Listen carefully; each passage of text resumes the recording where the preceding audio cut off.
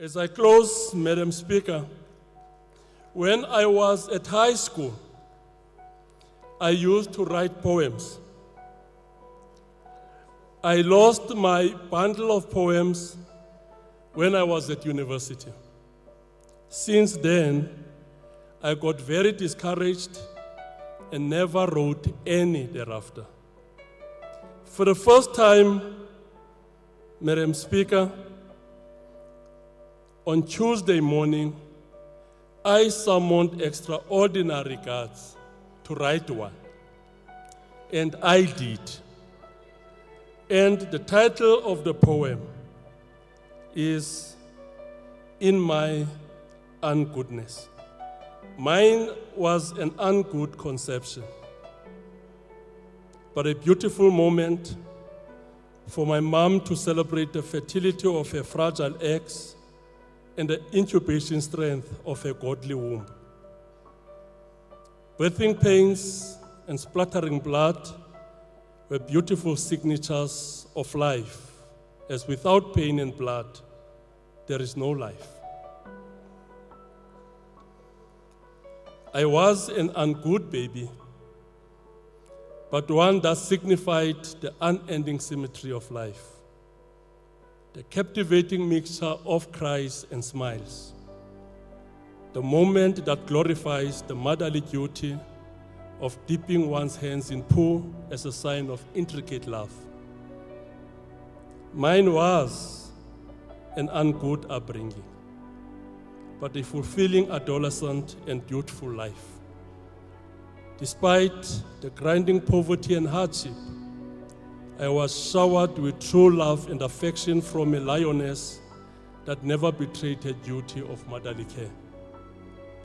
In my ungoodness, I've learned that the beauty of life is not in worldly possessions, but innate capacity to love and appreciate small, priceless things like respect to others, humility, and compassion. I was an ungood student, but one that embraced the beauty of learning the fruits of discipline and hard work. In my ungoodness, I shunned the tribulation of shortcuts, diligently completed tasks, and respected my elders. In my ungoodness, I started to feel the glory of achievements as I migrated seamlessly from one grade to the other. I was an ungood activist, but a caring individual that appreciated the different talents of his comrades for collective agency to change the world. In that ungoodness, I saw people working in teams, closing ranks, and prepared to sacrifice their lives for each other. Now, I am an ungood premier, but I appreciate every moment to serve the people of this beautiful province.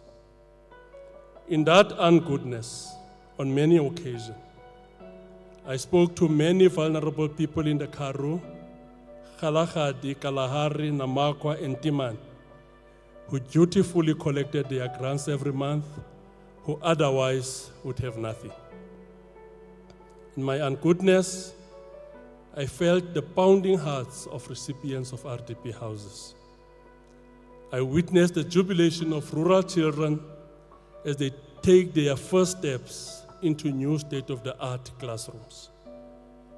I've seen the quizzical smiles of communities when for the first time they had piped water in their yards and decent sanitation. I've witnessed community excitements for new clinics. I've touched the pondering hearts of youngsters who just got their first employment. In my ungoodness, I can still feel the smell of newborns delivered in our public hospitals. Vivid in my memory is the futuristic smile of their mothers, telling a story that in this ungoodness, there is an unmatched good. I've seen the tears of joy of hopeless youngsters who were given opportunities to further their studies. In my ungoodness, I spoke to young addicts whose lives were changed for the better. My ungoodness is not badness, but is a warrior life of vigor in a world contrived with deceit, duplicity, and double dealing. My ungoodness is life of action in a world where human energy is colonized by fear of tomorrow.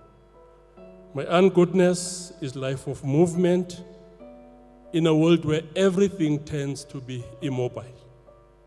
My ungoodness is life of being abused in a world where idiots have stolen the primacy of public discourse. My ungoodness is a life of heavy lifting and strife. My ungoodness is a life of many failures that are spiced with profound successes. Simply put, my ungoodness is a life of ceaseless and sincere efforts to live meaningfully. Thank you very much, Honorable Speaker.